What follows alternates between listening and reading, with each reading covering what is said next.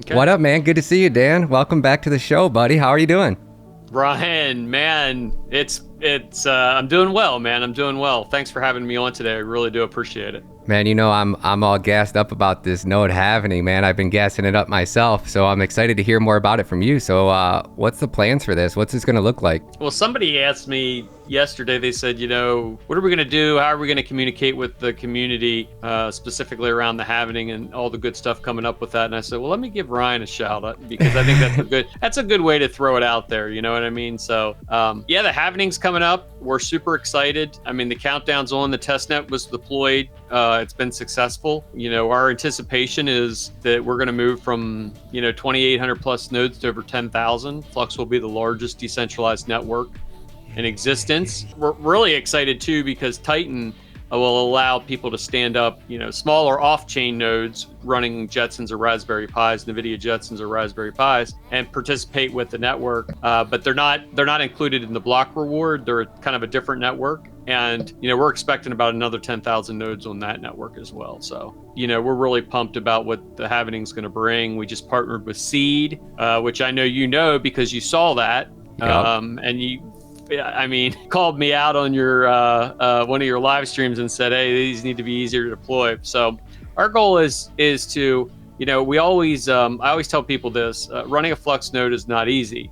Getting it set up and having the correct equipment, it should be easy. And that's what our partnership with Seed has done, is it gives us people the ability to deploy really both your basic and your super nodes on Jetson equipment. And we'll eventually have it pre-image so that when you get it, you go in, you put your node key in, you hit deploy, and you're running on the network. So that's what needs to happen, man. I think you guys make it that easy that's just a no-brainer. I look at the market and see what keeps coins off exchanges and what makes people less likely to sell. And I know, like, if I was tight on cash or something, I needed to, I'll just look in KuCoin, whatever's sitting in there. Oh, I got to sell some Flux. Or I just happens to have some Flux sitting in there. But once people get these nodes set up, like, statistically, like, they're not going to want to remove that Flux from a node and then send it over to a centralized exchange to go off and sell it. I think once people get a node set up, that Flux is out of existence for quite possibly forever, because it's a consistent source of revenue. Do you guys think you guys are going to have any issues with all these, like, I don't know, I want to call them fake node projects, but like, I'm sure you've seen everybody's talking about, like, every single project now has their own. All over the place. Yeah, ultimately, the individuals that are investing in Flux are historically, I'm not taking a dig at anybody's community, but historically they're a lot more knowledgeable. So they've been down the rabbit hole. They know exactly what is and is not. When you have to call it Ponzi economics, you know what I mean? It's like, holy shit. I don't know what else you need. There's a lot of projects out there that are running that. And I think that this bear snap that we've had, I don't think we're in a bear market, by the way. I think we're probably in an accumulation cycle. And, But the good thing is this is a time where I always say that you can get rich in a bull market, but wealth is made in a bear market. So people should be doing their due diligence, researching their projects, looking at the team, looking at, you and I talked about, we're going to be doing an episode coming up about how to read GitHub commits, because that's a big deal. If you've got a project that hasn't done a GitHub commit since 2017, yeah, there's a good chance you're buying a shitcoin. You know what I mean? Like, there's just no other way around it. So Flux has always taken the stance that we're not super interested to call those projects out directly. We let the communities kind of figure that out. And most of the time, if you start to really kind of look at Flux and what Flux is doing, you fall down that rabbit hole, and then you realize quite quickly that some of these things are not like the others. Right. Yep. So, when I first found Bitcoin, the first thing I thought was, what other Bitcoin, what else is like Bitcoin? So, I went out and bought a bunch of stupid ass coins that weren't worth anything, and I purchased a bunch of stuff anyway that thinking like the normal person comes into crypto, it's just like my son, I set him down, I'm like, buy some Bitcoin, you're going to buy some Flux, you're going to buy some KDA, you're going to buy some Free, and these are the projects that have been vetted out. I know for a fact that they're quality development behind them. And then of course what 3 weeks later, he comes in. He's like, "Hey, what do you think of this Shiba Inu stuff?" And I'm like, "Oh my god, that's a way to get disowned, is what that is." And he started laughing. So, I mean, it is what it is. But hey, look, we all go through that education cycle, and I think it's an expensive education sometimes. It is, my friend. Yep, absolutely. That's so funny. So when is the node halving officially happen? Is that on March 1st? So the first phase of it, what we're doing is so that we don't drop all of our nodes at once, because people are going to have to redeploy their nodes essentially with their lower collateral. It's going to start March the 1st. So March the 1st is the first phase, and it runs all the way till the end of April. And we can go as fast or as slow. Now, the good news is it'll allow you to run both the old collateral and the new collateral at the same time. So that way your node doesn't go offline. And then basically what you do is have to go through and transition your collateral again.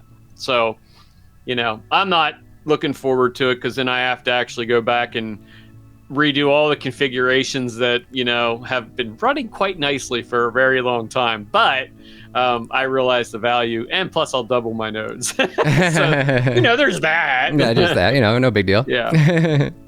Yeah, so you're going to start seeing, updates and input from the team, like right now. Like a tweet went out today talking about the Hlaving, and there's some articles that are being wrote up about it. And, we have some really good marketing and PR around the fact that, Flux is the largest truly decentralized computational network out there. So we're pretty excited to hold that crown. And I mean, we hold it now, but one would argue there might be one or two other projects that are not, their nodes aren't necessarily doing anything other than validating transactions. So, ours is going to be the very first that surpasses that and starts to move into being like valuable. So the price on that network is, man, it goes up every day. It's insane. It's crazy. And you guys are running the parallel assets, right? And you guys added a few more of those too as well. Yep. And that is you guys standing up nodes, like a Solana node costs like $1 million. You guys stand up a Solana node, you guys get the rewards, but then you guys give those rewards back to the Flux community. Is that how that's working? Well, it depends on like with KDA. Let's use KDA as example. So KDA is deployed across the network, and anyone that runs the infrastructure is awarded not only Flux from what they're running the infrastructure, but they're also rewarded in KDA for deploying on the node.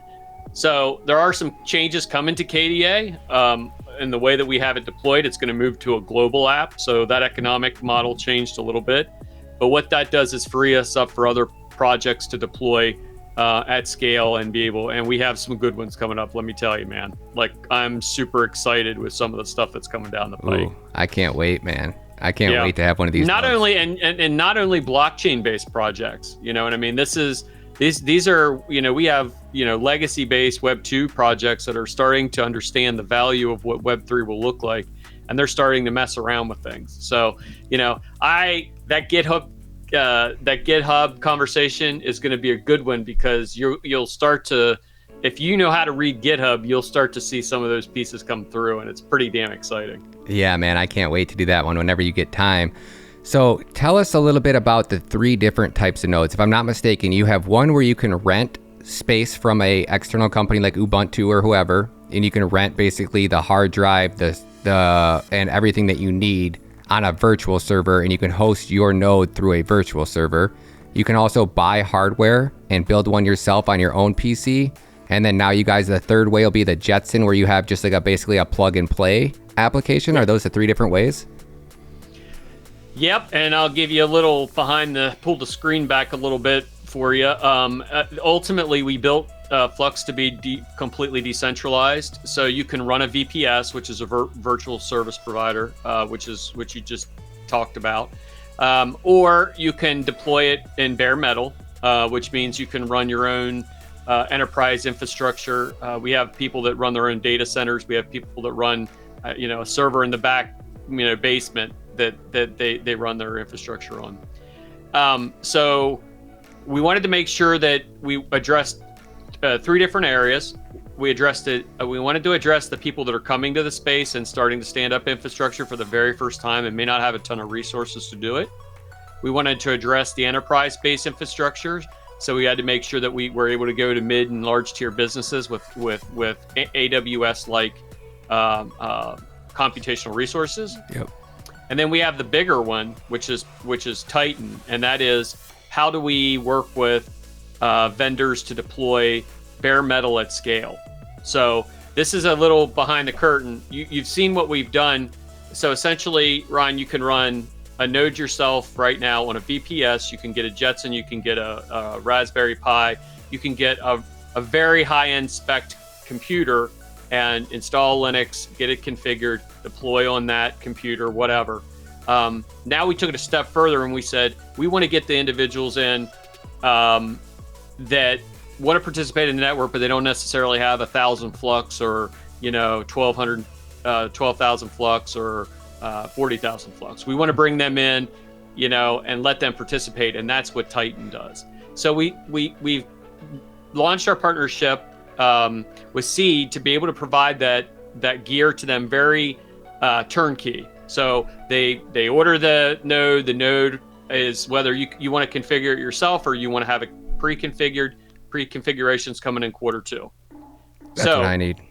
The behind the scenes is this. So these are the ones you know about. You know about the partnership with Seed and the deployment on that lower level. And you know about the ability to run in a decentralized manner enterprise infrastructure. But the one you don't know about is the fact that we're targeting enterprise infrastructure Web 2 as a whole. And part of that is, working with a large provider to have pre-configured servers that can be deployed basically across the world. So you can order a server from this computer place.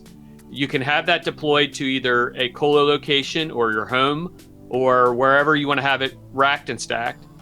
And it's all pre-configured with Flux and ready to go. So we've addressed these three different pieces, the entry level, the mid-tier, and then when we start to move into the enterprise-based infrastructure on a higher level. So, I can't say who that is, but I can say this, there'll be a time where if you want to run 4 nodes, you're going to have a spec server ready for deploy that you just go in and you buy, and then you're ready to stand it up. Jeez, Pete's, man. Yeah, we're pretty excited about it. I think it's gonna. I mean, if you look at the Seed partnership, you'll kind of figure out exactly what that looks like with our next provider. So, our goal is to. We don't take any cut for it. We're going to pass all the savings back to the people that are deploying the infrastructure, and then we're also going to look at working with. I've been the one that said it before, and I'll say it again. I think there's a symbiotic relationship between Web 2 and Web 3, and you're going to see us working with some legacy-based individuals in Web 2. Providers who provide computational resources that we can tap into in a decentralized manner. So. That's a lot to marinate, because it's like, what did he just say? Well, what I just said was, we're gunning for every single one of you, whether you're a newbie who just wants to try it out for the first time and get to the network, or if it's in a classroom where we deploy Jetsons for a classroom to stand it up for the first time, to the mid-tier guy who is, maybe they're working in IT and they want to have a business model and they're going to build node infrastructure, all the way up to the high-end VPS providers. So, I mean, we're running the gambit across the board. So it's, I think it's really going to be, it's going to change the paradigm of how we do things. I mean, really, it is. I'm excited. Does the amount of nodes that you guys have running deter the amount of Flux that's getting put out into circulation every month? Well, ultimately, the more nodes that you have, the actual reward structure doesn't change at all, but there will be more nodes. With more nodes, you will get less Flux. However, as more Flux is deployed, more nodes are deployed, there's more of a demand, more dApps are deployed, more websites, more oracles, more whatever. So the price of Flux starts to go up as well. Mm-hmm. So, if you look at what we're doing with the halvening, we really have two forms of halvening. We have the soft scaling, which is our parallel asset deployments, which basically we get more Flux in the hands of people that are going to deploy infrastructure. And then we have the hard scaling as well, and that is our that is the fork, and that's the upcoming Hlaving that we're going to have. So yeah, it's gonna make it pretty hard for Coinbase to not launch Flux when you guys are quote unquote the most decentralized cryptocurrency in the entire world. It would be next to impossible for them to turn down. I've always said this. I said, my kids are always like, because they want to buy Flux on Coinbase. That's like, something cool that, although I don't, whatever. Yeah, I get it. They're kids. Yeah. But, and I always say this, I said, and they're, when Coinbase, it's like, well, what if I told you that when we're ready, we won't care? I already agree. So, I mean, personally, the way that I see it, and especially with some of the things we're seeing and, what's going on with Canada and other places, is that DeFi will start to materialize. And the fact that we're launching Cadix in a decentralized manner by birth, and, not only Cadix, but we're working with KDL now, we're working with, a bunch of other projects that their sole focus is to be decentralized by birth, and not, hey, we're gonna say we're decentralized, but if AWS goes down, we go down too. That you're not decentralized, bro. You're just another Web 2 project.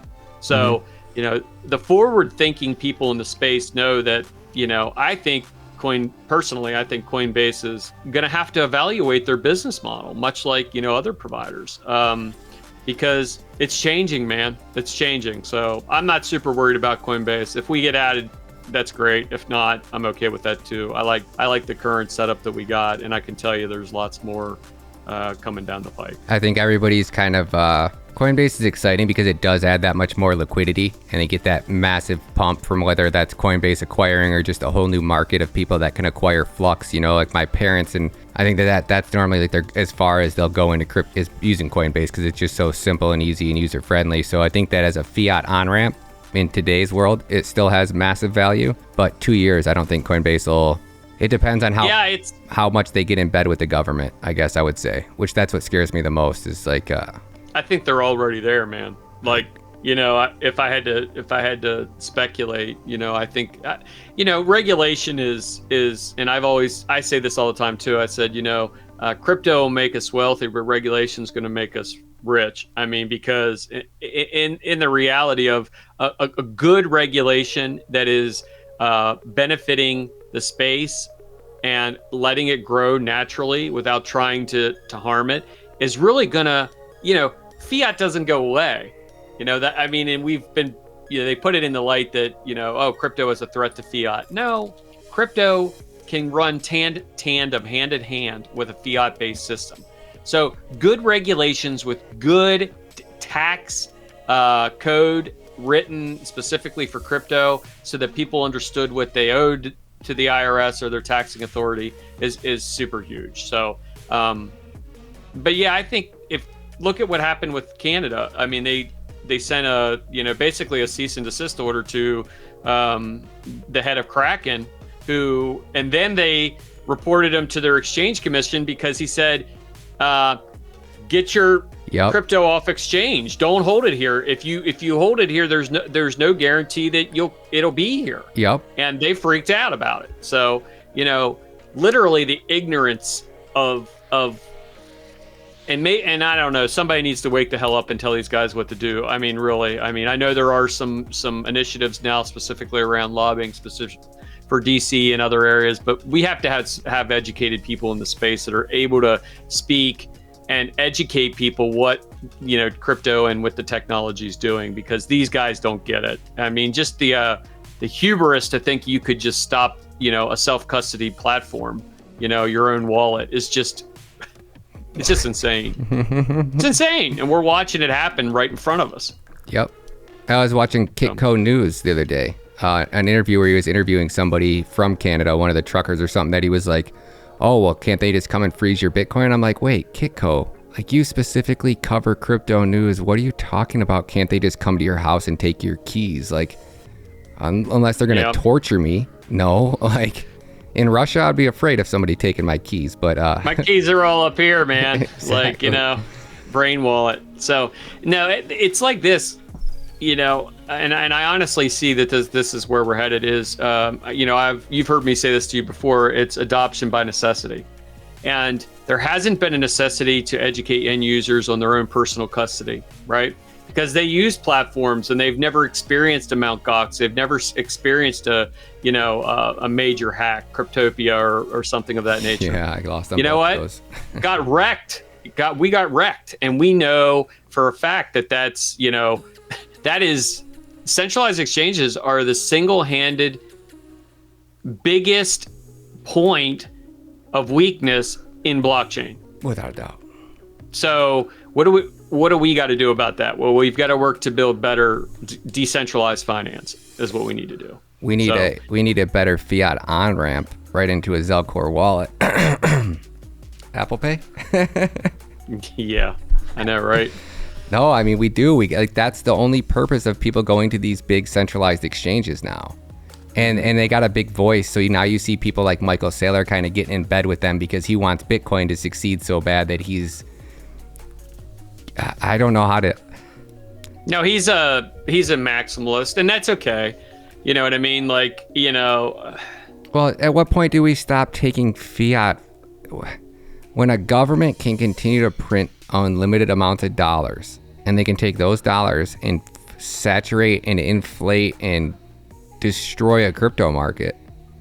Like, if Russia was smart, Russia would be printing whatever and just buying crypto with it. What are you going to do, inflate crypto? No, you're just going to print away a ton of your currency and put it out into the world, but who cares? You're acquiring an asset that's going up way faster, so at what point does a government just go, let's regulate crypto, sweet, and I can just sit over there and print my dollars and just go and buy all your crypto with my fake printed money?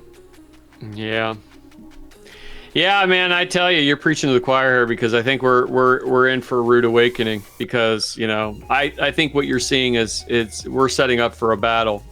One of these governments has to print, right? Like, one of these governments is going to get on that and go, okay, yeah, you're accepting the rupee, you're accepting the Ripple for UST, US Tether. Yeah, I'll take $5 billion of that Tether here. Here's some. Well, what scares the shit out of me is the fact that Putin comes out and he says, hey, he was all against crypto, and now all of a sudden the sanctions are coming, and now it's like, no, crypto's fine, we'll let it go. And why is that? One would argue that this is setting up to be the ultimate battle of decentralization and crypto and blockchain against the governments that are going to demonize it, because we were already starting to see it. Seeing it in Canada, they're already starting to set, they're freaking out because they can't freeze people's assets in self-custody platforms. You see it in the States. Joe Biden has threatened to come out, for the past 3 weeks and force regulation on crypto. It's like, so I don't know. It's going to be an interesting time to be alive. But the good news is this: anybody that knows you're not going to stop it. Nope. It's decentralized. How do you stop it? And that's the glory of Flux, because we thought about this, and we knew we would be at this exact time right now, here today, and I can say that I'm good with it, man. To bring what you want to bring, because the network doesn't go down. You know what I mean? It stays up, and it's going to keep up, and it's going to keep growing, and it's going to address a need. And the need is to have a platform where it isn't, censored. It isn't, somebody controlled. Comes in and just wants to, controlled. So yeah, I think we're positioned ourselves in a pretty good spot. I think you guys are in a great spot, man. It's very interesting. I love the analytics. I never know what's going to happen with Flux. I never know if it's going to fly up, if it's going to, I can't figure the cryptocurrency out for the life of me, man. But this node halving makes sense to me. That I understand, we're taking coins off exchange. That makes sense. I get that. But Flux is in flux, man. No pun intended. It's always it's going like this. Always got me guessing over here with what Flux is going to do, man. I don't know. Just buy more of it. That's all I tell people. Don't forget, May the 5th will be our next parallel asset snapshot. So we're doing 2 parallel assets. We're doing Terra Luna, and we're also doing Avalanche snapshots at the same time. So get your Flux in your Zelcore wallet, and our snapshot's going to be on May 5th. No way. Yeah. And then when does it air? It snaps on the 5th and the airdrop same day, or weeks later? No, it takes a little bit of time for us to get the chain, everything behind the scenes. We're getting a lot faster with it, and we're already planning out, these two, and then now we're on to the next two. So we're already planning what the next snapshot. I think you'll probably see one more snapshot in 2022, and then I think you'll see at least two in 2023. So. And then we got the Zelcore upgrade coming out at some point this year, right? The big one, yeah. Super excited about that. I can't talk about a ton, but I can. That's a show in itself, Ryan. When we get close, you'll be one of the first ones to see it. Sick. What's the timeline? Are you guys aiming for like Q3, Q4, Q2? Q2 is what I'm hearing. So Q2 and a revamp. We just added a bunch of new talent to the team. They're continuing to grow. Hell. I mean, I don't know if you saw the statistics on what Zelcore was doing, but we're up to 2.4 million addresses on the platform now. We're up to 70,000 active users a day, over 430 unique users on the platform. What? Zelcore is like hands down probably the most underrated project in crypto by design.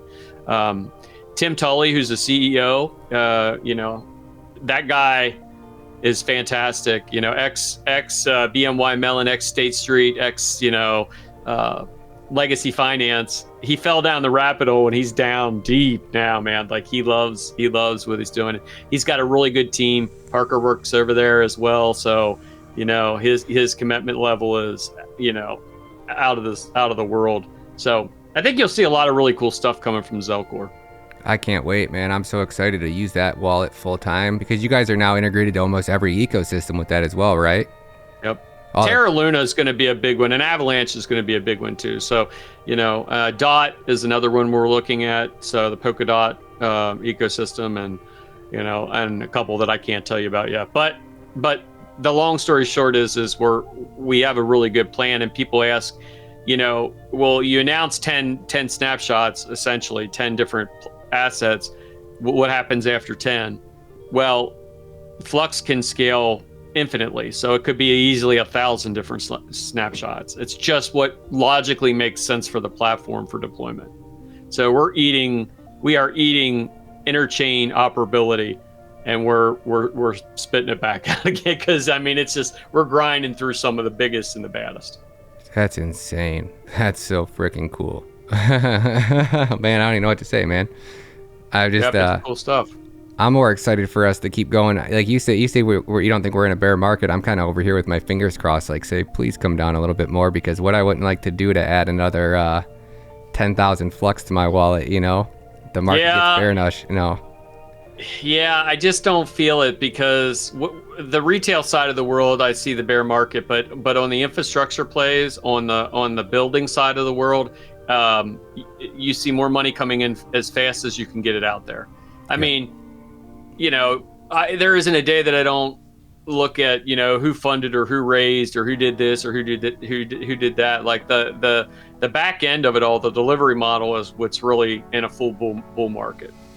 So, that doesn't necessarily reflect the asset itself, because you can develop on the ecosystem and develop on the infrastructure, raise money and all that kind of stuff. But it doesn't necessarily affect the asset unless the asset is utility based and it's been intertwined in the ecosystem. So for Flux, the reason why we've seen such success with it is we everything we do revolves around the asset of Flux. We have no other gas model. We have no nothing. It's all Flux. And by the way, you can buy 0.000000001 Flux if you'd like. Yep. So and you're just going to see more use case for it as everything continues to grow. Flux is just going to be the linchpin that pulls it all together. Yep, I've seen a lot of these projects aim at adding 2 or 3 different tokens now. And it's like because they don't have a good economic model that they have to keep trying to do different things to get the hype around their community. And I'm like, you guys are just destroying it, because Like I got a governance token, I got this token, I got a utility token, now I got this LPs, and then you got like 5 different freaking tokens, and you're like, what the fuck am I doing with all these things? How many tokens does Bitcoin have, right? Fun, yep. You look at the platform, if you do it right and you do your economic model right, you don't have to worry about that shit. Yep. And, for us, we spent, oh my God, I couldn't even tell you how much time working on our economic model. I mean, we had professors that looked at it with us. We took it to, high-end, accountants, and they did, projections on it and all kinds of stuff. I mean, we really put a ton of time and resources into making sure our economic model made sense for the longevity of the project, and also protect the individuals who are building the infrastructure. That's the biggest thing for us. Have you guys had to change that? Our economic model? No. I mean, not since when we rebranded, we changed the total max supply. Went from 220 million to 440 million, but that's locked now. There will never be more than 440 million Flux ever in the history of ever. That's it. So all your parallel snapshots and everything, if they came back to main chain, would only be 440 million. Wow, that's awesome, man. Yeah, and you can't say that. I mean, even a lot of the projects you talk about on this platform, you talk about their economic model. You can't say that. Never. No, so, even Cadena just had to update theirs because they put out a big article saying that when they first emissions curve. Yeah, in 2017, like the times were different, and I was like, yeah, I agree, man. And then you've seen projects like Serum and Radium that have launched with, I don't know where they thought like just only putting out 1% of coins out into circulation at launch was going to be a good thing long term. I get the idea behind it, like the longevity of continuously allowing to people to earn rewards by staking and stuff using your DEX, that maybe it just made sense, but it seems like it's had such a negative impact on price that it was a bad choice to go with that. Maybe they wanted to put out 1% because they wanted people to earn them for the decentralized aspect of it. Well, the thing about it is it's all of this is experimental. I mean, essentially, a lot of these are economic models. I mean, I'm not saying that one's Ponzi based, but there are a lot of them that have almost this Ponzi feel to them, and it's why blockchain kind of gets knocked as a whole. These projects are just one of the focuses that they don't focus on is the ongoing organic growth of the platform, which my people in the community call me Organic Dan, because I'm always like, look, it has to be organic or it doesn't work. And if you start manipulating with your manipulating your economic policy, burns, like you have to burn coins into infinity to raise the price. It's just manipulation, and in the end, it ends up being more detrimental to the project because one, it loses its luster when you have to, I mean, anybody that's manipulate stuff. It really does. People just don't like that. You know what I mean? So, these long lockup periods where people are like, hey, we'll give you a node, but you have to spend like $2,000 and then you burn that into infinity and then you're locked up for like a year. So don't plan on any ROI. And by the way, we might not even exist when you're done. There's projects that are doing exactly that, Ryan. I call them out, buddy, every time I see one. Trying. So I just tell people that, if you can't possess your assets and you're not holding them in your wallet and deploying on a network, then, stay away from it.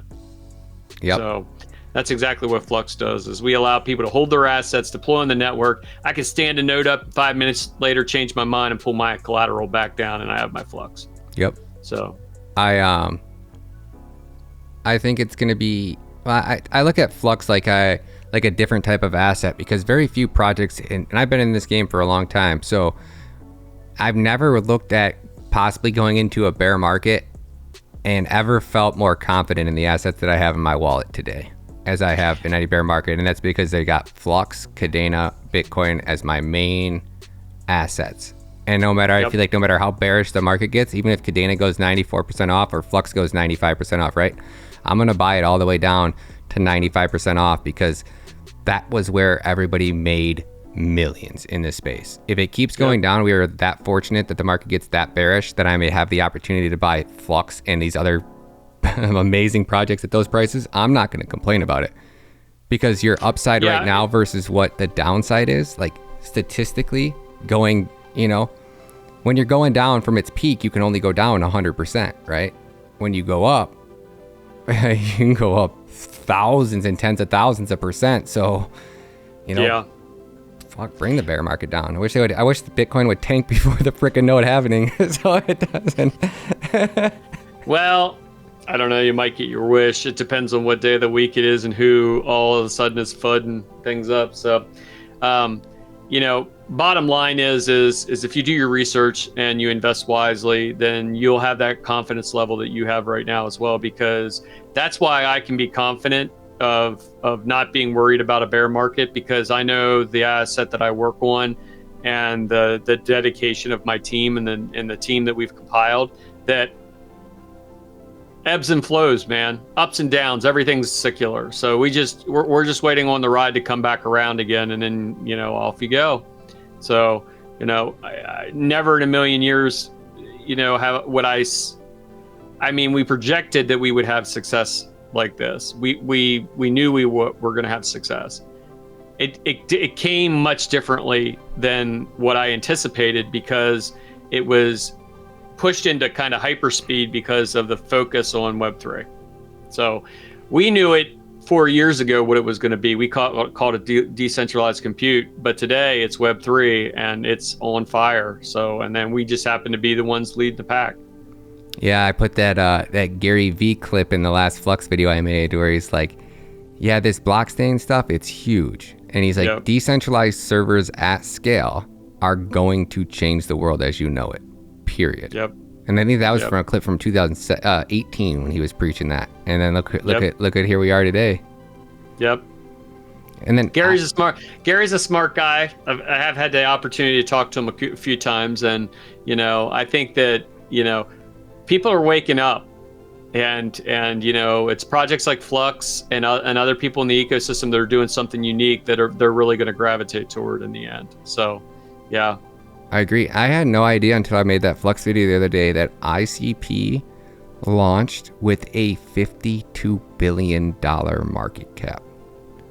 If that would have happened, I know you guys don't want to talk bad about any other project, so I'll do it for you, but if that would have happened to any other type of asset in any other industry, you would have been shunned out of existence. Mm-hmm. You sucked $50 billion out of retail investors and let your VC hedge funds dump that on retail investors. How is that project still in existence? What? I thought they were doing first they're Web3, then they're going to be a Bitcoin hard fork, and now they're still doing something with Bitcoin or something. What? It's I use them as the perfect use case when you're comparing and contrasting projects. So if people say who's your closest competition, it would have been ICP if they did anything other than screw retail investors. So a lot of the individuals that are participating in our ecosystem today were ICP people that got in early, got out, and then was not. They were angry about it, but they started looking around, and then that's how they found Flux. So, we've got several guys that are running a lot of nodes because they found us. Thank God they got out when they did, and they were able to deploy capital into other means, and they'll ROI and make their money back eventually. But there was, that was the biggest rug pull of all time. I agree. I've never realized they had $57 billion, man. Or 58 billion. That is just, how did they raise, what did they do? Do a seed? What did they collect money in Ethereum for that when Ethereum was what, like $100? And then by the time they launched? They sold 80, I want to say 80% to VCs. So Andreessen Horowitz, Chris Dixon, who, I've offered, $1 million to sit down and debate Chris Dixon direct face-to-face about Web3. You'll see a lot of false prophets in this space. The guys that they under the guise of decentralization and what Web3 is, they're manipulating, and their legacy-based infrastructure that's working their way in. Jack Dorsey and Elon Musk called out Chris Dixon, about the fact that ICP and Web3, it doesn't exist. Right? It doesn't exist. What you said, it doesn't exist. Little did they know that Flux existed. Yep. So, I would say we're definitely on the radar for a lot of different people. And I mean, big players in the space who know who the project is. And I've fielded quite a few calls of people that, you would be very shocked just for me to sit here and have and tell you that list of names that want to understand it more. They want to understand what Web3 is, and they realize that the way that it was kind of launched with what happened with ICP isn't indicative of the people that are really building the technology. Yeah, you can see Jack Dorsey seemed to he's changing his tune a little bit on the whole Web3 thing. One of the latest posts I saw on him was they asked about, I'm not talking about Web3 or something yet because we're focusing on money first. He made it seem like he wants to make sure Bitcoin's solid, that we actually have a currency that we can actually trade and interact with. And then from there, you tackle whatever comes next is basically the way what it was. It wasn't so his normal negative, Web3's VC, everything this. It seemed like he toned it down a little bit. But it seems like Elon Musk is still hating on it just as bad, so. I'm not an Elon Musk fan. I know. I gave you a hard time on your post rockets, today. I was like, Dan, don't take the bait, man. Don't take the bait. He's out kicking his coverage for sure because he really is getting into an environment that he just doesn't understand. This is way over his head, which is crazy because the dude's a genius, right? So he built a rocket and went to space.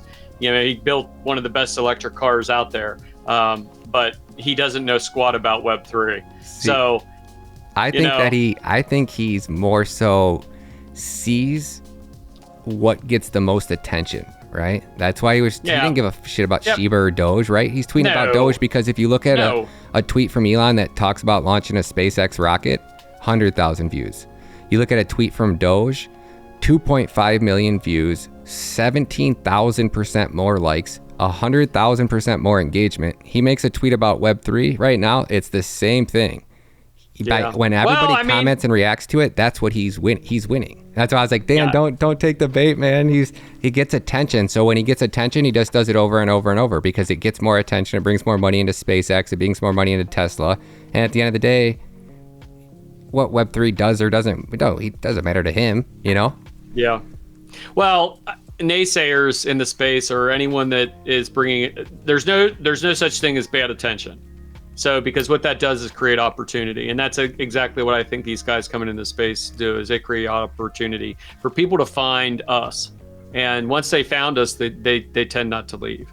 Now, is there anything else in this space? You guys are taking resources, right? When I stand up a Flux node and that node has so much capacity, you guys are able to utilize all of that storage space, right? Is that what you guys are paying people for, is that storage space? Well, the storage space, the compute resources, the ability to host a website. We just had one of the Flux Labs projects deploy their entire infrastructure on Flux. So, you're going to hear about that coming up in the next couple of days, maybe even today. I don't know. But now, is there anything that that leverages that much power? Is there anything? Yeah, is there anything that could it's mass deployment? It's mass deployment, and I think what you're going to see is as we continue to scale up, we're going to work with other projects that are logically fixing something in the space, and they can become even stronger projects by deploying on Flux. So let's say hypothetically a Filecoin or a storage node that's utilizing the idle computational storage space on one particular class of nodes. You're going to see it. It's absolutely going to happen. So the incentivization for node ownership is outrageous. If you're really honestly thinking about building a business or starting a business, get a node, because you're going to be able to deploy on top of that and continue to keep building your business model for a very long time. Man, I got so many resources, so many computers here. I'm just sitting here with my thumb in my ass because I don't get why it's so hard for me to set up one of these nodes. I don't know if it's because I bought that computer I had that company custom build that $7,000 computer with Windows Pro or whatever it is, that when they built it, that when I go into to do the root command, it only lets me log in under admin.